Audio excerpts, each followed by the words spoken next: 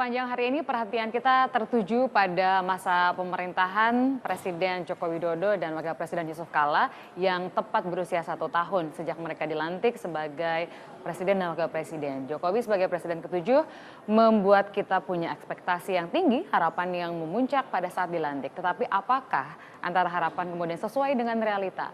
Apakah yang dijanjikan oleh Jokowi kemudian menjadi kenyataan bagi kita sebagai rakyat Indonesia? Malam hari ini kita akan membahasnya. Dan hari ini kami akan menghadirkan tamu spesial yaitu Menko Maritim dan Sumber Daya Rizal Ramli, kemudian juga Guru Besar Ekonomi Politik IPB Pak Dindin. Kita akan melihat sudut pandang dari Rizal Ramli yang selama ini di luar pemerintahan, kemudian masuk sebagai bagian dari anggota Kabinet Kerja per 12 Agustus kemarin, dan juga pandangan dari akademisi Prof. Dindin. Kami juga akan dengarkan komentar Anda, komentar kita semua sebagai rakyat di anyustvmobile.com.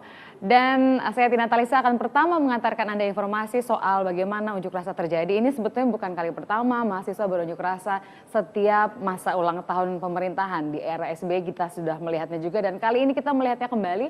Mahasiswa berunjuk rasa memprotes kepemimpinan Presiden Joko Widodo dan Wakil Presiden Yusuf Kala. Ya, sebelum kita melakukan aksi, dalam orasinya, para demonstran menuntut DPR dan MPR untuk segera melakukan sidang istimewa dan mengevaluasi kinerja pemerintah. Para demonstran berasal dari Aliansi Mandat yang terdiri dari Gerakan Pemuda Islam Indonesia, Himpunan Mahasiswa Islam atau HMI, Ikatan Mahasiswa Muhammadiyah, dan Front Pribumi. Para pendemo menganggap 1 tahun masa kepemimpinan Presiden Jokowi gagal.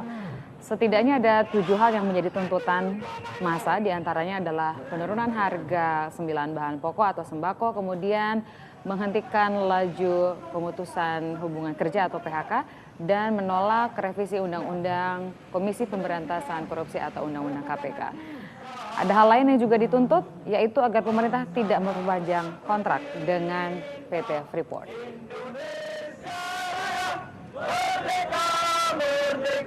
sesuai agamanya masing-masing, kita menghentikan cipta, membacakan doa sesuai agamanya masing-masing, mengambil taat, maju semangat. Saya ajak Anda pemirsa untuk melihat dari sejak masa pelantikan, sejak 1 tahun lalu sampai sekarang kemudian sudah berusia 1 tahun masa pemerintahannya, bagaimana kemudian perbandingan antara ekspektasi, antara harapan dan kenyataan, terutama kaitannya di bidang ekonomi.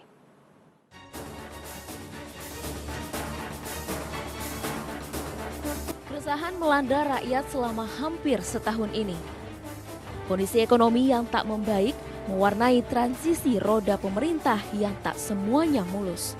Menurut survei yang dikeluarkan oleh Indobarometer, permasalahan paling penting di Indonesia didominasi oleh isu perekonomian. Salah satunya ialah harga kebutuhan pokok yang terus melambung. Bukan tak berusaha, Joko Widodo merombak kabinetnya setelah 10 bulan memimpin. Namun sayangnya, rentetan sorotan di bidang politik seperti polemik pimpinan KPK dengan Polri, calon Kapolri diiringi duka buruh yang harus menganggur akibat pabriknya tutup. Harapan yang dilontarkan selama kampanye diakui Jokowi belum optimal. Kemudian juga insentif untuk jangka panjang. Sangat cepat sekali bisa dirasakan langsung oleh rakyat. Kondisi ekonomi yang tak kunjung membaik menjadi faktor penyebab utama kekecewaan publik atas kinerja 1 tahun Jokowi JK. 1 tahun berlalu setelah janji nawacita diucapkan. Butuh waktu yang lama merealisasikannya. Namun setidaknya rakyat tertolong oleh kebijakan tegas yang berpihak pada mereka. Tim MNC Media memberitakan.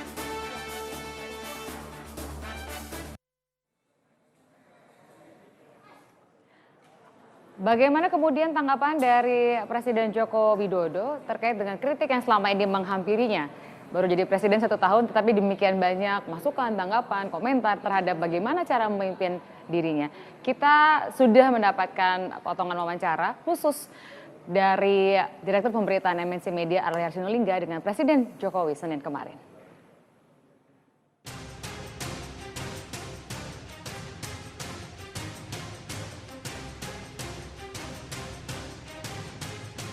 Hari ini 20 Oktober 2015, genap setahun Joko Widodo dan Yusuf Kala memimpin tampuk pemerintahan Indonesia. Namun selama setahun tidak sedikit terjadi hiruk pikuk terkait kebijakan, musibah, hingga agenda pemberantasan korupsi. Januari 2015, Jokowi menunjuk Komjen Budi Gunawan menjadi calon Kapolri. Padahal sosok Budi Gunawan sangat kontroversial di tengah publik karena merupakan bekas ajudan mantan Presiden Megawati Soekarno Putri. Tidak hanya itu, Budi Gunawan oleh KPK ditetapkan menjadi tersangka dugaan transaksi rekening gendut. Penetapan Budi Gunawan sebagai tersangka membuat KPK dan Polri gaduh. Polri seolah membalas tindakan KPK itu dengan mengkriminalisasi 3 pimpinan KPK, yakni Abraham Samad, Bambang Wijoyanto, dan Adnan Pandupraja. Abraham Samad dilaporkan Bareskrim dalam kasus dugaan pemalsuan dokumen. Bambang Wijoyanto dalam kasus sengketa pilkada di Mahkamah Konstitusi, sedangkan Adnan Pandupraja dilaporkan atas perampasan aset sebuah perusahaan pemotongan kayu di Kalimantan Timur. Indikasi kegagalan nawacita Jokowi.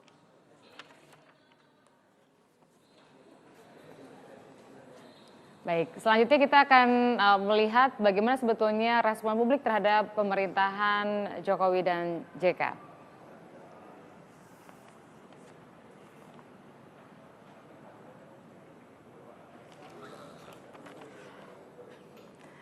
Sebanyak 17,3% publik menilai harga bahan pokok di era Jokowi JK mahal.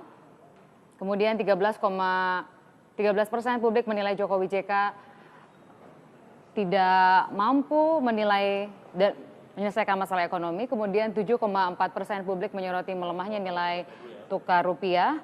4,3% publik menilai harga BBM yang naik dan 4,1% menilai program visi dan misi Jokowi JK belum terbukti. Lalu apa yang dianggap sebagai keberhasilan? Yang pertama berkaitan dengan Kartu Indonesia Sehat atau KIS, 15,5% menganggapnya sebagai sebuah keberhasilan. Kemudian pemberantasan KKN 6,5%, pemberian Kartu Indonesia Pintar, KIP 5,1%, pembangunan infrastruktur 4,5%, hukuman mati bagi pengedar narkoba 3,4%, menggalakkan pemberantasan narkoba 3,3% dan selebihnya tidak menjawab 38,1%.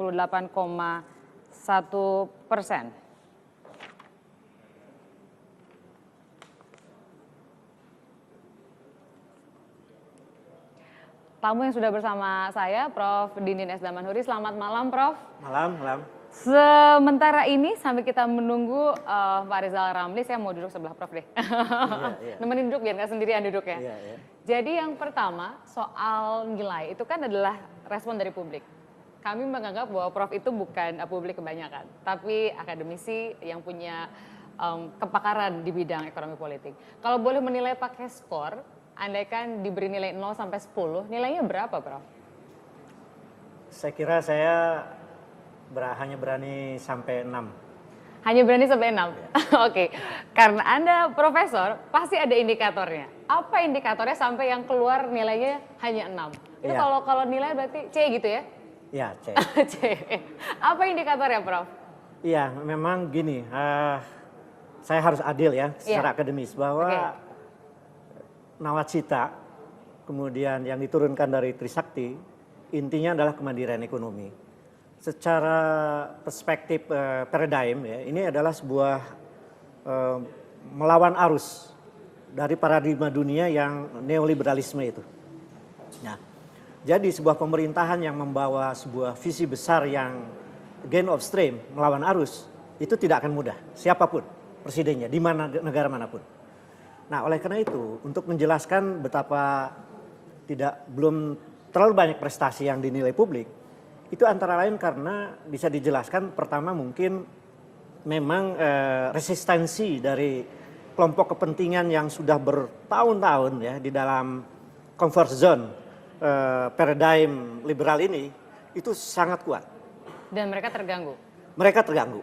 Nah, oleh karena itu saya kira saya masih menilai Presiden Jokowi, pemerintahan Jokowi JK itu masih memegang track untuk ke arah kemandirian ekonomi. Tetapi lobby-lobby dari kalangan yang ingin mengembalikan ke arah yang melawan kemandirian ekonomi itu jauh lebih kuat. Oke, jadi katakanlah begini, Presiden Jokowi dengan kemandiriannya, kemudian sebagian besar lainnya adalah liberal gitu ya, di sisi yang lainnya neoliberal lah kalau mau dikatakan demikian. Jadi yang Presiden Jokowinya kurang kuat menghadapi yang neoliberal, atau memang yang neoliberalnya itu saking kuatnya, sekuat apapun nggak bisa diapa-apain sama 1 tahun pertama ini.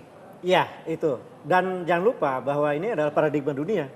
Jadi lobby internasional yang ingin menghentikan upaya kemandirian ekonomi itu juga sangat luar biasa kuatnya.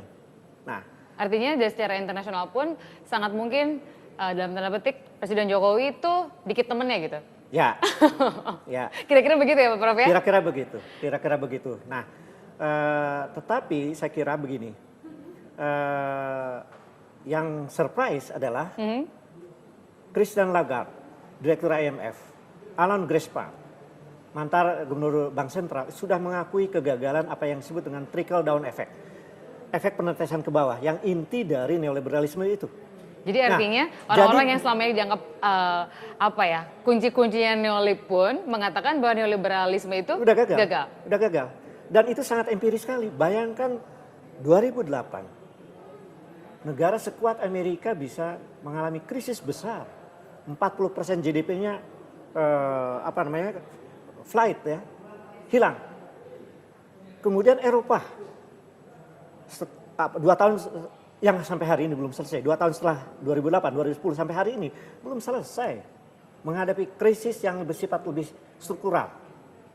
Nah, sehingga saya kira pertobatan ya, saya katakan Alan Greenspan dan Christine Lagarde, puncak dari IMF yang menyadari bahwa gagalnya trickle down effect yang menimbulkan ketimpangan dunia, menimbulkan ketidakadilan, kemiskinan massal, kerusakan ekologis, itu sudah berkawan dengan nawacita sebenarnya. Sudah berkawan dengan nawacita. Tetapi karena ini baru saja pertobatan itu, dan sementara Jokowi juga belum terlalu lama ya, katakanlah belum kurang dari setahun, visi besar itu dicanangkan di Indonesia, ini belum menimbulkan sebuah chemistry lah katakanlah secara institusional. Jadi spiritnya sudah, tapi secara kelembagaan belum. Nah, pertanyaannya berikutnya adalah dari sisi ekonomi. Kan pemerintah selalu menjawab soal perlambatan ekonomi itu adalah faktor eksternal yang lebih banyak. Apakah Prof. Dinin menilai bahwa siapapun presidennya dengan kondisi global seperti ini maka akan menemui kondisi yang saat ini dihadapi Presiden Jokowi? Atau tidak eksak seperti itu? Oke, berarti artinya sebetulnya bisa lebih baik jika ada faktor internal. Internalnya apa menurut Prof? Begini menurut saya, ini memang pemetaan dari pemerintah ini yang punya kelemahan menurut saya. Jadi kemandirian ekonomi itu bukan tertutup, bukan ketertutupan, bukan. Dia sebuah pandangan yang sekarang sudah ada suksesnya. Turki, Malaysia, gitu ya, bahkan India gitu kan. Jadi Anda menilai bahwa semangat kemandirian kita tuh lebih seperti ingin menutup diri? Bukan, maksud saya gini. Jadi kemandirian ekonomi itu bukan ketertutupan, jadi tetapi sebuah gerakan untuk kepentingan nasional dengan mensiasati globalisasi ini harus punya pemetaan yang cerdas. Ini yang tidak terjadi. Nah, menurut Prof berarti kita itu mandiri yang tadi Prof bilang harusnya tidak menutup diri atau cenderung sedikit-sedikit ingin menutup diri. Contohnya untuk kasus impor beras misalnya. Menurut Prof Dinin tuh kita layak nggak sih impor beras atau kita cukup dengan diri kita sendiri sudah bisa menyelesaikan urusan pangan ini? Begini. Kita sudah terlalu lama ya, bayangin tahun 70 sampai bahkan diperhebat tahun sejak reformasi. Itu pandangan-pandangan yang liberal dengan trickle down effect itu. Itu sudah ada kepentingan-kepentingan berbagai kelompok, berbagai grup kapital, berbagai macam-macam lobby yang sudah nyaman di situ. Nah, itu harus dipetakan dulu. Dipetakan bagaimana siasat yang cerdas menghadapi internal maupun eksternal. Ini yang tidak terjadi menurut saya. Ini yang tidak terjadi. Soal impor beras itu isu teknis menurut saya. Isu teknis. Tapi itu buat masyarakat penting. Bukan menutup diri at all cost lalu impor. Tidak impor, bukan itu. Tapi impor untuk keperluan apa? Itu. Karena problem misalnya soal beras ya. Itu terkadang secara nasional itu cukup misalnya. Boleh dibilang swasembada. Tapi ini adanya di sekitar Jawa Barat sebagian, tapi di Jawa Barat saja kabupaten tertentu ada yang kekurangan. Jadi masalah manajemen. Masalah ya. distribusinya Manajemen. juga. Jadi, ya Prof. Ya, masalah distribusi, masalah transportasi, dan lain sebagainya. Oke, jadi secara keseluruhan sekali lagi saya mau balik sama Prof soal penilaian dari 0 sampai 10 cukup 6. Saya masih baru bisa bilang 6. Itu dikit lagi tuh nggak lulus tuh deh. Enggak, itu C. Oh iya, maksudnya kalau kurang dari itu udah turun lagi jadi ya D, tapi sekarang masih C nilainya. Kita lanjutkan dengan Prof Dindin dan di segmen berikutnya kami juga masih terus menunggu komentar dari Anda lewat anyustvmobile.com. Jadi 6 kemarin tuh kan undang Mas.